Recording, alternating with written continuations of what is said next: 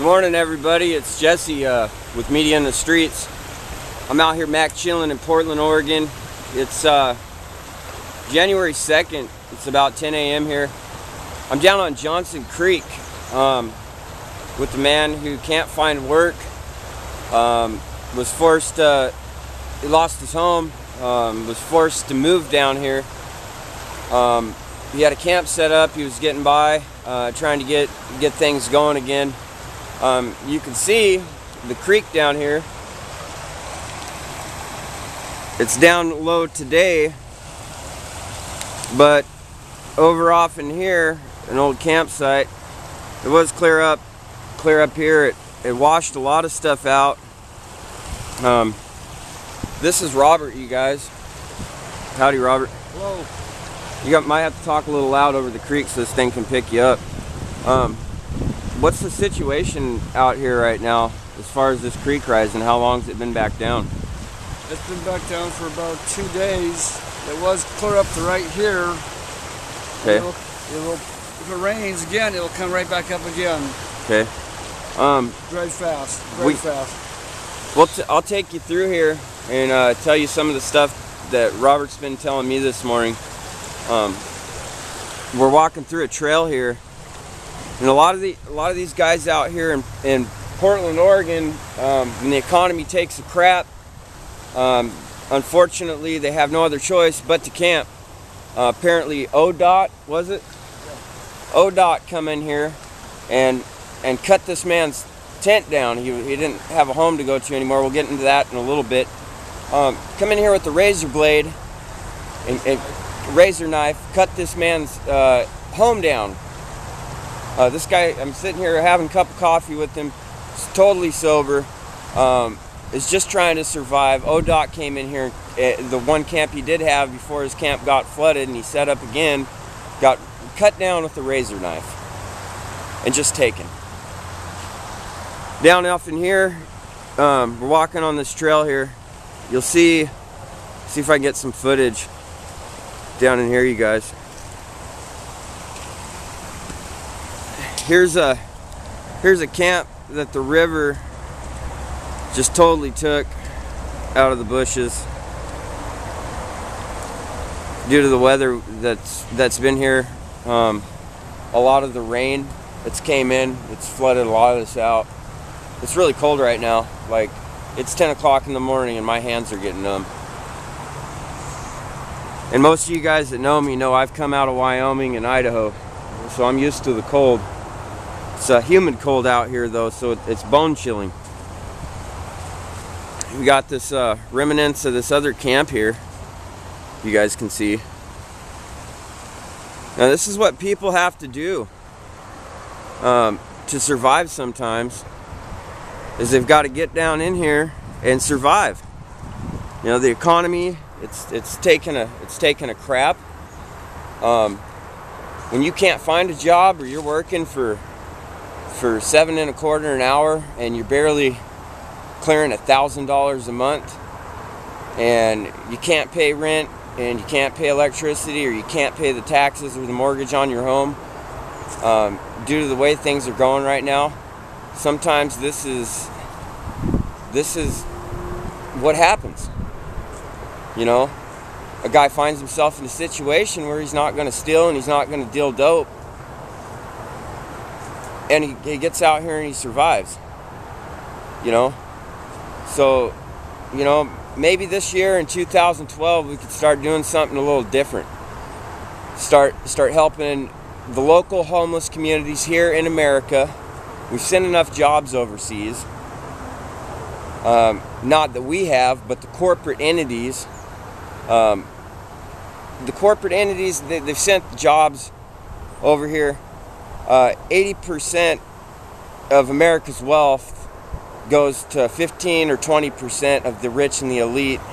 The rest of us are forced to survive on what's left over. And this is what happens when our jobs get shipped overseas. This is exactly what happens. Come up here. You got another tin off in here. It's been washed away by the creek because the creek rose. Just trashed. Trashed out. Everything that could have been used is moldy now. If you're looking at this camp, I mean, you can see the guy, he don't even drink. These are pop bottles, you guys. So that guy living in the bushes, that doesn't necessarily mean that he's a drunk.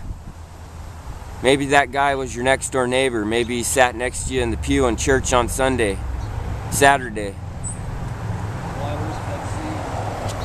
Tea. Water for his dog. So, Robert, if you might have to talk a little louder, like I was saying, so this picks you up because I have a basic setup here. How long is it that you've been looking for work out here? Here I've looking for work for almost a year now. Almost a year you've been looking for work. Yes. And what are your trades specifically? What is it that you do? I have automotive background. I have tools put away at a friend's house because I lost it at a camp trailer. It's like nowhere to put it in town, couldn't pay rent. So you're auto mechanic by trade? Auto mechanic. I've done production work. I don't know if you can speak louder. I really don't. Production work. I've done machine shop work. Okay. Engine tear down. Engine tear downs, yeah. Machine shop. Machine shop, Washington King Machine Shop, Portland, Oregon. Okay. They're a really good machine shop. All right. But they have families and they help so much, and yeah, they're down to a skeleton crew. They can't hire anybody when there's nobody buying anything. They can't sell the engines because things are getting shipped in from overseas at a cheaper price. Yeah, Japanese stuff Chinese stuff is killing them, and they're cutting their throats. All right. How long is it that you've been out here having to do this, bud? Out here in the wild out here. How long have you been out here, and what put you out here? I've been out here since last February because I lost my parents' house. I couldn't pay the taxes on it. So you lost your job and lost your parents' house? Lost the job, lost my parents' house. They're both up in the cemetery. Lincoln Memorial up here on top of the hill. There's a cemetery back off in here, you guys. Top of the hill. Yeah. Mount Scott. National Cemetery. My dad had military honors. He was in the Army. Military honors? Yeah, my dad did, yeah. He's in the military? I can't go in the military because I live on one kidney and okay. Can't so you're disabled to a sense. I'm gonna call F4. I'm physically fit for active duty. Okay, so it says I can't go in the service where I would. Unphysical. Because I got the best training in the world. Yeah. But they won't let me in. I went to every one of them. I passed their test, but the Army doctor didn't do the surgery, so they said, "Too bad, gotta go." Okay. I said I wouldn't hold up as long as a regular man. How cold do you figure it got last night sleeping down in here? Last night was in the 30s. In the 30s? Yes. Night before was colder. What happened? I've been talking a little bit, but from your point of view, what happened with your camp? I mean, if you want to talk to the viewers on here, if you could feel free to just tell everybody what happened. Well, water rose and O.D.O.T came down and said everybody get out or else. They went through and just took out the tents. Okay. And had a sheriff down, and this is actually federal land right here on this side of the creek. This right where we're walking on here is an old Indian trail. So this part is actually federal land. It's owned by a private person. Okay. So the fence down, federal land. The waterway is a federal waterway. So he's telling me, technically, this is the people's land. Yes. This is why we pay taxes. Yes. Essentially. This is a wetlands area. This is Johnson Creek, ain't it? Wetlands area. Yeah. I used to catch crawdads down in here. It's a federal right away, a federal creek. Goes through all the way to the whole state, all the way up to the non-hood. According to him, it's a federal creek here. So this is the people's trail. O.D.O.T owns land from the feds up to the freeway. Now, if you come up here, he's telling me that up off in here, O.D.O.T owns that from that fence up there to that old freeway. Up there, that's I-205. So was there a specific officer that came down here and harassed you guys that you want to tell the public about, so they know where their tax dollars are going and what their tax dollars are paying for? I can't remember the Portland police officer's name that came down here, but It was a Portland police officer, though? I don't know his name. Or was it the sheriff's department? Sheriff's department were okay. The Portland police officers, some of them were really, I can't remember the ones that were bad. I think his name was Sherman. Okay. Big redhead man. Alright. He's a real jerk to people for no reason whatsoever. Okay. But there's people like Officer Nelson, Yeah. who works for the police, who helps us. He Okay. knows we have nowhere to go. Yeah. Let's just stay. Yeah. But there's others that fight it. I don't understand why. I don't know why they do that. So there's good cops here and there's bad cops here. Yeah, it's a mix. Essentially is what I'm hearing. But your tax dollars, you know, they're paid to film us and to record us, and then at the same time your tax dollars are going to harass folks, and they get really upset when you record them. Show I live with the dog too. This is the dog here. What is your name? Huckleberry. Huckleberry. Say hi. Huckleberry. It's Huckleberry. If you want to take the viewers up here, we'll show them what happened when you got washed off the creek. All right. We're going through this camp here. And my fingers are freezing to the bone, y'all.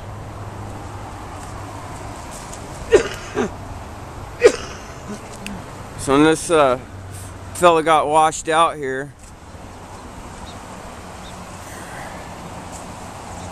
you walk up this trail here. You see that waterfall over there. That's kind of pretty. I don't know if you can see that. This is my ADD for the day. Pretty waterfall. Okay. Campsite. This is an old campsite here. It got washed out.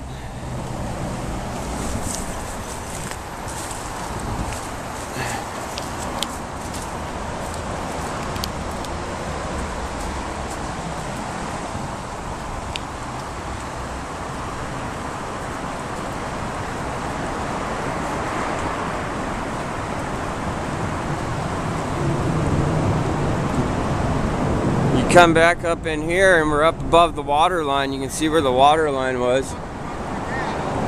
and up in here is where they got to stay above the water. Now, Robert, didn't you tell me there was a fella you camp with? He's disabled. Yeah, his name is Alvin. If you want to talk about that. Alvin has broke his back. This fellow that he camps with, two bad vertebrae. Broke his back. He's got two bad vertebrae. And both his legs are in total pain. He has to walk really, really slow.